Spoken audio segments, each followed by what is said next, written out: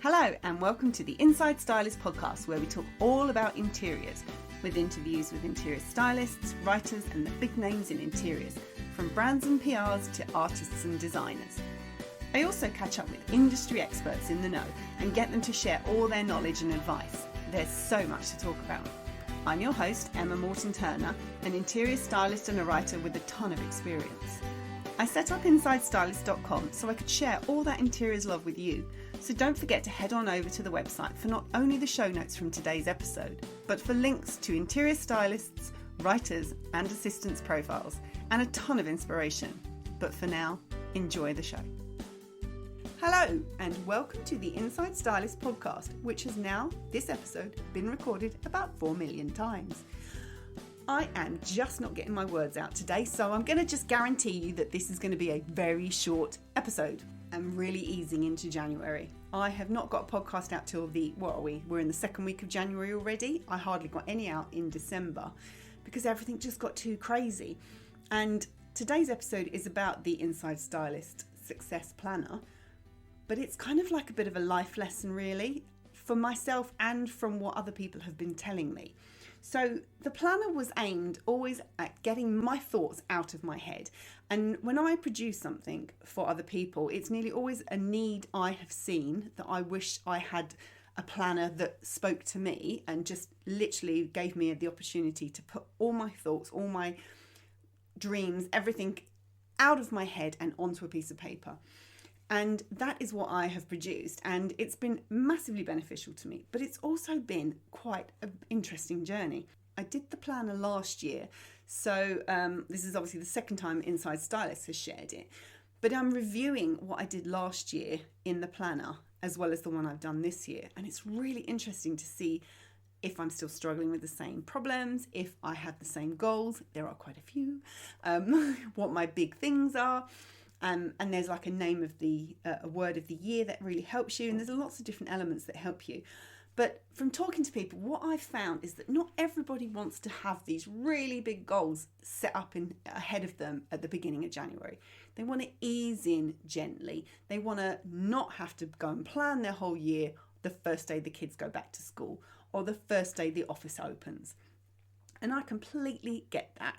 I had a crazy December. I had full intentions of getting the planner out before New Year, and it didn't happen. And I just thought, you know what? I'm going to have to just ease in gently. The other thing is, a lot of people have told me they don't want to review the year before because they had a bad year, which I think is a mistake really, because I think it's really important to look back and see what didn't work so you know what to not let happen again. I mean, sometimes things happen out of your hands, personal circumstances happen and you can't control it. But reviewing what happened puts your mind in a state of, right, well, this is what happened and I reacted like that. I don't want that to happen again. How could I react differently? There are always lessons to be learned. And I mean, when you listen to entrepreneurs and business people, they're always saying that success comes from failure. So anything that didn't work last year, I will look at really hard. In fact, I have looked at really hard. Things that I put on the planner last year that I wanted to achieve by December 2019, if I'm writing them again this year, then something has to change because I can't just keep doing the same thing over and over again. And by writing it down, I'm able to remember what I planned and to see that I haven't moved forward at all. And then let me tell you, there are quite a few things that I've written. Like there's a page that says, how did you hold yourself back? And I didn't read it. I wrote down what I wanted to say for my 2020 planner. And then I read my 2019 planner and I'd written practically the same thing. So there's obviously a sticking point there. There's something that I'm not doing to change that problem. So I have made, basically I've got accountability. I know that I don't work without accountability, and that's something I'm going to talk about later. But in order to have accountability, I know I will move forward with some of those things that hold me back. So now is a really good time to start thinking about what you want from your year. So we've been back at work a couple of weeks. Things are easing in. It's almost like Christmas didn't happen. That kind of happens very quickly, doesn't it? And you have got time to plan ahead. Now, planning ahead might be something like, where do you want to go on holiday in summer? Do we want to go rock climbing at some point this year? Do we want to go and visit galleries? It could be absolutely anything. And it doesn't always have to be about business and moving your business career forward or earning more money. It can literally be see your friends more. How are you going to do that? Right, what are the steps you need to take? It can be other goals. It doesn't have to be all about the money and the success and the magazines you work for or anything like that. I know a lot of people really feel the pressure at the beginning of the year. There's a few people who messaged me and said that they had started filling the form out when I the planner out when I put it out last week, and they were saying, oh, I'm feeling really stressed. And it's like, but you're putting a lot of pressure on yourself. You don't need to do that. You just need to get the thoughts out of your head. No one else has to see it. You can completely keep it private. You can just push through with your real deep dreams and goals. So I'm going to just tell you a very little bit about the planner now if you haven't seen it. By the way, you can download it on InsideStylist.com. The link will be in the show notes, and you can also find it on Instagram. There's images of it all over the place, and the any images from this post as well. But it's 20 pages with questions for you to answer and things to think about. You start by reviewing your year, as I've already mentioned. There's quite a lot of pages there, and seeing why you held. You can hear me flicking the pages, so I want to make sure I don't leave anything out. Discovery, the things that you found, things that you want to do more of that you enjoyed last year. There's reviewing your work. Now, I have aimed this at stylists and writers, but obviously it works to anyone's work. But I always think it's really good to have a goal. Oh God, I'm going to talk about business goals. So that is what I intentionally did it for myself. I thought, right, who do I really want to work with? Is there a photographer I really want to work with? Is there a brand I really want to support? Do I want to do anything to help a small business? There are lots of things like that in my head I had some goals that I want to do. Do you want to do a book? Do you want to work on TV? Do you want to go and work in-house on a magazine so you can experience that? You know, what are your work goals? Oh, one of my favourite bits, routines. Now, this is my ADHD brain. I thrive on routines, and the stricter a routine I have, the more productive or the more successful in my day I am. If I do not hit the ground running in the morning, basically if I don't walk the dog and be at my desk by 9 o'clock, my day will be trash. It just runs away. And I've learned that. It's taken me a long time. I mean, we've had the dog 3 years. It's taken me practically 3 years to work out what I need to do when to make sure my day flows really well. I'm looking at the routine I've written down for 2018, and it's exactly the same as the routine I do now. I've just tweaked it and probably made it start a little bit earlier. So there's personal goals. You might want to have a health goal. You might want to lose weight. You might want to eat better. You might want to drink more water. Just things like that will make you feel a bit healthier. And then you get into the 2020 portion of the planner. So you start with the big dream for 2020, and then you go into smaller parts like what's your number one goal? What skills do you want to achieve? Like, I really need to learn how to use a camera properly. I don't know if that's going to happen this year, but I'd love to. I'd probably put that down on the planner. What personal qualities do you want to develop? Things you want to do, things you want to let go of in order to move forwards. And then you have the work goals. So for this, I have broken it down. It is very specific to styling, but it's like 3 people you would like to work with, like who they are, who the contact is, what their Instagram handle is, and then you list 5 ways you're going to actually make that happen. How are you going to contact them? How are you going to work with them? What's your plan to make that happen? I've been asked quite a lot recently about how to start talking to PRs or how to get commercial work if you work on editorial. And I think I'm going to do a separate podcast on just that topic, because that is a whole conversation in itself. And I think there's quite a lot of people who want to move over. Also, for people who've been in-house and then gone freelance, it's kind of good to know how to do that. So I will put that on the list. And then at the end, you come to your word for 2020. Now, my word for 2019 was focus. My word for this year is, she says, flicking the page. I'm pretty sure I know what it is. Plan. I thought it was consistency. I changed it at the last minute. My word for the year ahead is plan. If I plan what I'm doing and when I'm doing it, and even if I can be 1 week ahead on the blog and 1 week ahead on the podcast, it will completely change my life. So my word is plan. And finding a word that you have for your year. I mean, I will plaster it everywhere. I'll have it pop up on a little, on a diary on a Monday or something. It's about putting your world into focus. There's a really long list in the planner.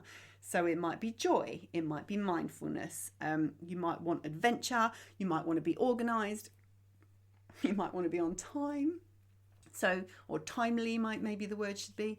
But you just find a word that kind of encompasses everything you want to do.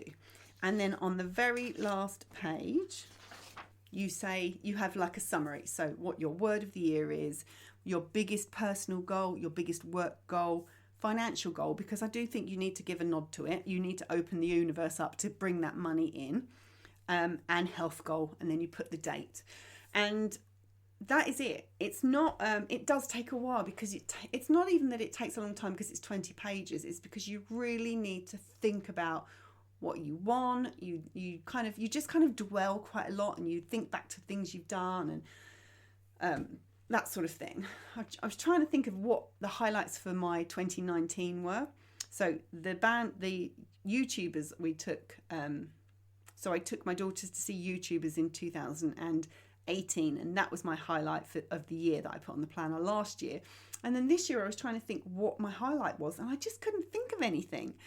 And we went to see a K-pop band called BTS. Now, if you follow me on Instagram, you'll know that this was a bit of a saga. It took 4 attempts to get tickets, and each time we sat on the the waiting thing for Wembley. We sat on it for 2 hours every time the tickets went on sale. And actually we did that 3 times, and then we finally got them. They sold 40,000 tickets in about an hour, and it was so stressful, and they were getting so upset. And then I realised that was probably one of the highlights, because actually I got really into the band, which is mortifying for teenage daughters. But that was really good fun, and it's like, I need to plan more of that this year, but don't tell them. They don't listen to the podcast. I've told them we're not doing it anymore because it's too stressful for me to try and get the tickets. Anyway, what I'm saying is those sorts of things are really, really good. I tell you what else I really enjoy. I really enjoyed meeting so many people and being at so many events and running so many events last year. And there's definitely going to be a lot more of that coming. I've got quite a lot planned for this year. Lots for Inside Stylist, lots with Emma Mary for the Supper Club. I've got something planned with Kira Elliott. We're going to be doing a fashion reboot for interiors. I've got so much planned for this year. This is why my head is spinning. This is why I needed to start January slowly. And plan is my word. So I've planned it in. Okay, so I really hope that has been interesting and entertaining maybe. The last thing I want to talk about is accountability. Now, at the end of last year, I hired a coach. So I've heard from a lot of stylists who say, give me a deadline. I'm rubbish without a deadline. And a deadline is accountability. But with something like this, or pushing forward, it would really benefit people to have someone to talk to.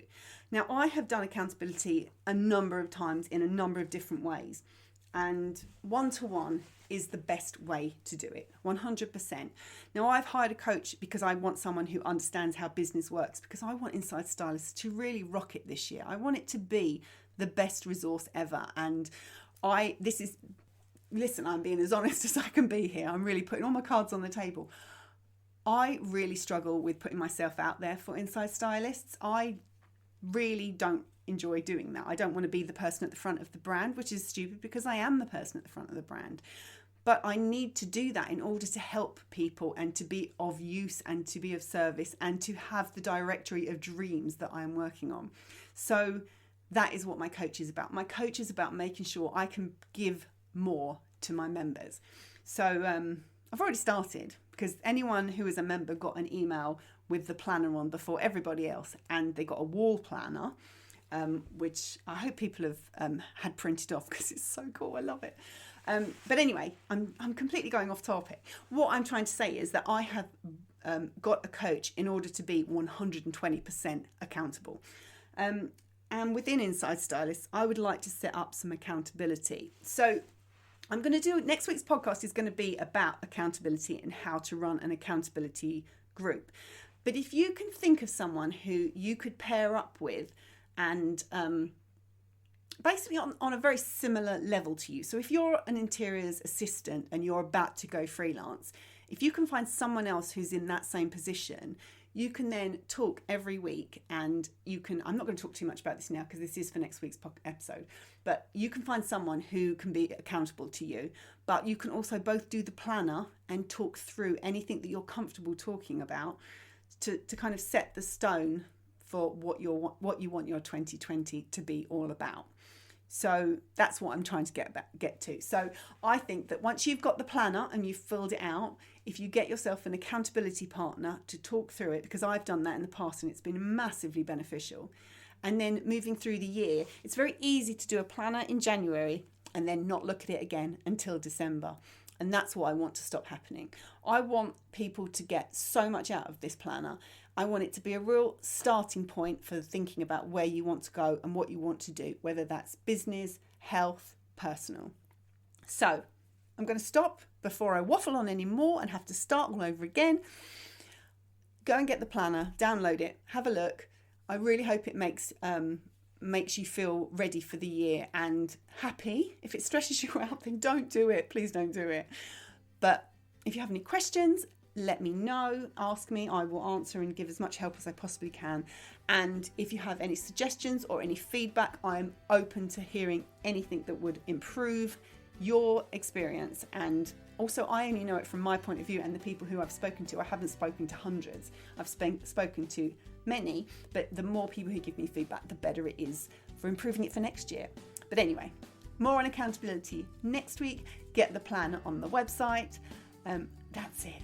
I need to stop talking now. Have a great day, guys. Bye. Thanks for listening to the Inside Stylist podcast. You can find all the details from today's episode over in the show notes on insidestylist.com.